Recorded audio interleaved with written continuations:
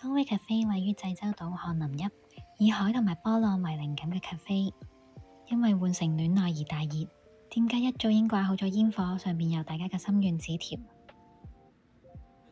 室內位置都好寬敞，cafe分為咗包廂、戶外、室內3區，每一個位置都可以近距離見到煙火。我哋點咗2杯咖啡，慢慢等日落。記得要店內消費先至會有入場嘅手環㗎。開始入黑啦，店員開始點燃煙火，有零碎嘅煙火隨風飄動，地面都有紅色嘅燈帶，模仿熔岩嘅地面。當日戶外氣氛好好，